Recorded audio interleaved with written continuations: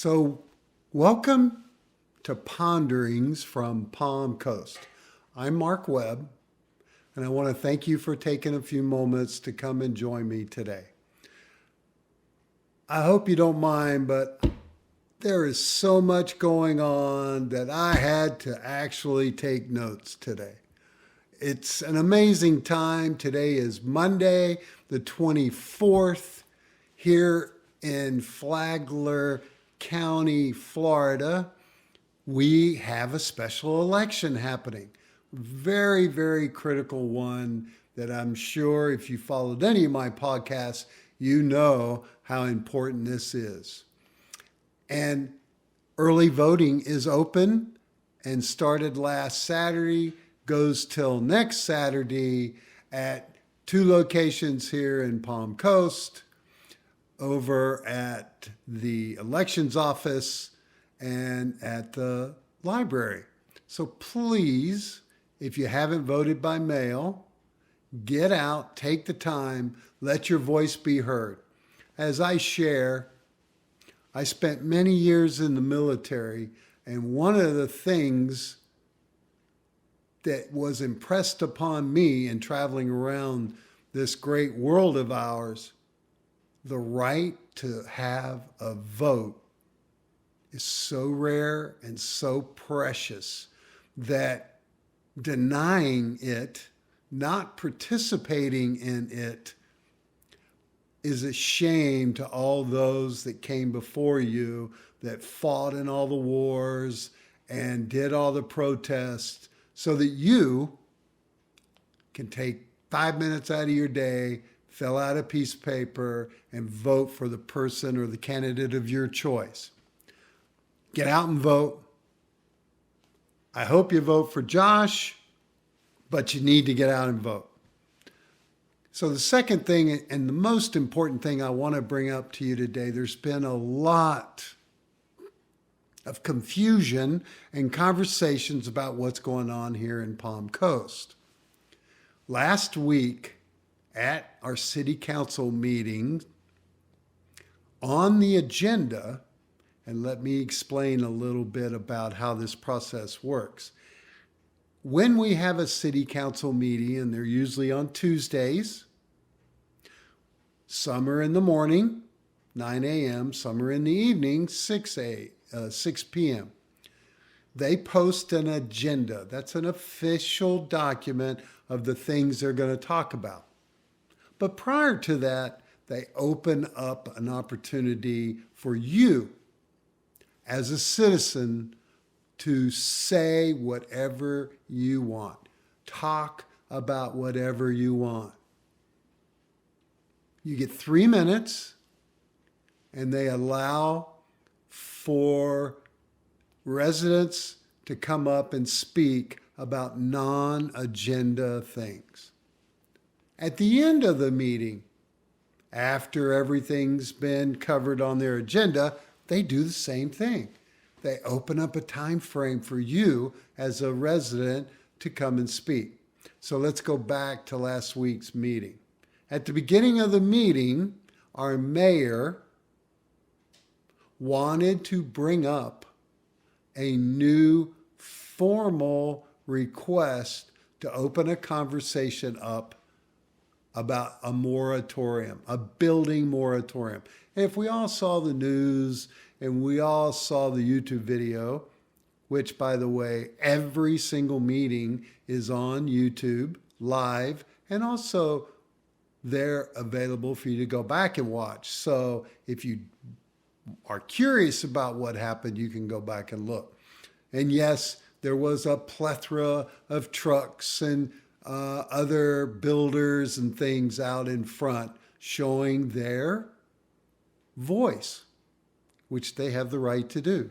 Anyway, so Mayor Norris handed the gavel over to the vice mayor and proceeded to put out there a request to add a conversation to start a workshop on the discussion of a moratorium of building in Palm Coast. Nobody from the city council seconded or agreed with him to put it on the agenda for future conversation. Since it wasn't seconded, it failed. They moved on. It was not part of the initial meeting. More importantly, the initial meeting was the second reading of what we all are going to be impacted with is our water and our sewer rates, which was very much the subject of the entire meeting. I plead with all of you to go and watch it. So that was the number one main thing of the purpose of the meeting last week, was to talk about and approve and vote on the agreed rates and the amount of money that the city was going to get through bonds to start fixing our water plants and our wastewater treatment plants. That was voted on and approved. So I want to let everyone know that I believe 6 p.m. on the 27th, this Thursday, the city is doing a town hall meeting at the community center. Go to the city website. You can see all of these events to talk a little bit about how the money and how it's going to be spent and all that. So there was some confusion that was shared with me, and I wanted to clarify what happened. As always, and you've heard it from me over and over again, participate. Take a moment to go down there. If you can't, watch it on YouTube. It's your money. It's your city. Don't be surprised if all of a sudden your golf rates may go up. Some on our city board want to see certain amenities start to be self-supported. The pool, the golf, these other things that we're very much enjoying. Go and look at it. So I want to talk a little bit about what's going on in the area. And I recently was working a tent canopy at the library representing Josh. And last Saturday, we had a phenomenal turnout for the first day of early elections. But I had this experience with a very nice lady who felt it important to share some thoughts she had about a town hall meeting that Josh Wheel had held earlier in the week. I did not attend it. I wasn't there, but I want to share her thoughts and see if I can get your thoughts going. She had gone to this town hall meeting with some friends, and she said she was pretty undecided about which candidate. During the town hall meeting, she felt that our candidate, Josh, was purposely, aggressively trying to scare people about the future, the possibilities of financial, healthcare, and all these other things that we're seeing on the news constantly. And it upset her. It upset her that we had a candidate that was trying to scare her. And she said that kind of changed her view or thoughts. Now, I'm not here, and I would never try to change your mind beyond providing you factual information and you make up your own mind. That's the nice thing about voting, isn't it? You can do it in your living room with no one around, and you can research what you want. But my takeaway from her and what I want to ask was this: are you scared? Are you fearful of things that are going on, of the possibility of what's happening in the future? I just recently traveled out west. I'm fortunate enough to just have a new grandson, my very first one. And Bobby's 7 months old and is totally oblivious to everything happening in the world. I wish we all were like that. But I also got a chance to speak to young people in blue states like Washington, California. And it's like they're on a different planet. It's amazing to me what we hear in Florida and in Flagler County and in Palm Coast with all the election and all the things that are happening and how they see it. And I want to find out, I want to know, or I want to understand this fear. I want to understand, what is it that is making you afraid? Are you a veteran and you hear news talking about the VA's closing? I talked to a person that gets Social Security, and now we're the end of the month. He called me up happy, telling me the other day he got his check. And I was like, were you really worried you weren't going to get your check? He was. He was actually concerned and worried that he wasn't going to get his Social Security check. And I wonder how you're reacting. I'm wondering how you feel today about what's happening and what you're hearing. I'm sure there's probably some of you out there that listen to me that have friends that may be undocumented, or their parents may be undocumented, or maybe, like in my neighborhood, I have a Ukrainian family down the street that is living here and have just heard on the news that the administration may be revoking their temporary citizenship.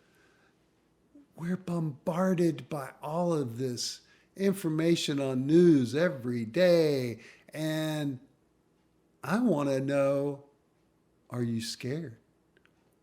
And why? What is it that is motivating you? This isn't the price of eggs.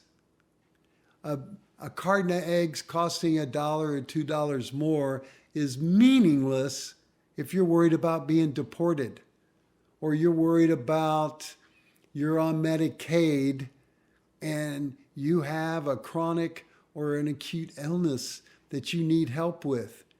These stories, these things that are happening out here are real, and they're touching people. And I'm trying to understand how that is for you as an individual, and also here in Palm Coast. I doubt very seriously if $8 a month increase in your water a month is going to matter when your bill's $300 and your pool is full. But it's a slippery slope we face. And we know that nothing tends to go down after it goes up. So I just am pondering this a lot as trying to get a feel of what is going on in your world. I have concerns. I have shared before, I'm a disabled veteran with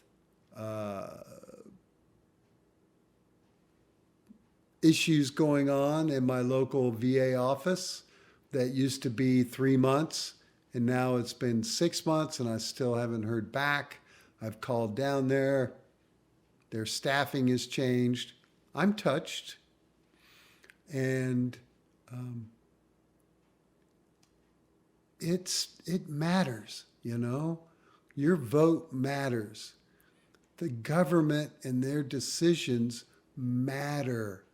Don't think that you can sit on your couch or go along on your happy day and not worry about things, because you're going to get touched. And I want to know why. I want you to take a time to comment me. I want to hear from you. Right there on YouTube, you can place a comment. I want to know how you're feeling. I want to know so that I can share these things. The concerns here locally. We here in Palm Coast have very few outlets of places to vent. You got Flagler Live, great article, highly recommend. There's one out of Daytona, news organizations. But I think that we need to understand what's going on, you know, and also check on your neighbor. How are they doing? How are they fitting in? Are they getting the health care they need? Have you not seen them in the last couple of days? I recently was talking with somebody, and they described what we're going through right now as a slow motion hurricane. It's out there. We're seeing it on the news.